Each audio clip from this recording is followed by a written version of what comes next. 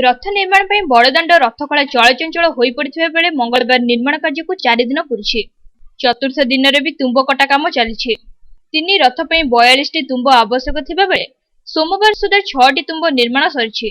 दर्पदलन, नंदीघोष और तालध्वज रथर 2टी लेखाएं तुम्ब काम शेष होइछि। विश्वकर्मा, करती, कमार, भोई सेवक माने रथ निर्माण कार्य नियोजित अछंती। हाथकाठी मापरे विश्वकर्मा माने तुम्ब प्रस्तुत करुछंती। हाथकाठी माप होई काठगंडी तुम्ब पे काठ कटा जिबा परे 10 इंच व्यासार्ध विशिष्ट पुअर काठर मंचर गोलाकार दाग दिया। एहापरे निहण, मुगुर और बारिश सहायता विश्वकर्मा माने तुम्ब प्रस्तुत करुछंती। नंदीघोष रथर मुख्य विश्वकर्मा विजय महापात्र, बड़ ठाकुर तालध्वज रथर मुख्य विश्वकर्मा नरसिंह महापात्र एवं मां सुभद्रा दर्पदलन रथर मुख्य विश्वकर्मा कृष्णचंद्र महाराणा तत्वावधान में महाराणा सेवक माने रथ निर्माण कार्य आरंभ करिसेंती।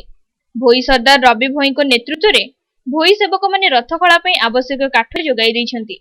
रथ उपरे नजर पकाइले नंदीघोष रथर 16टी चक 16टी तुम्ब, तालध्वज रथर 14टी चक 14टी तुम्ब और दर्पदलन रथर 12टी चक 12टी तुम्ब आवश्यक। एहापरे तुम्ब बिंध होई पई और अर संयोग हेबो।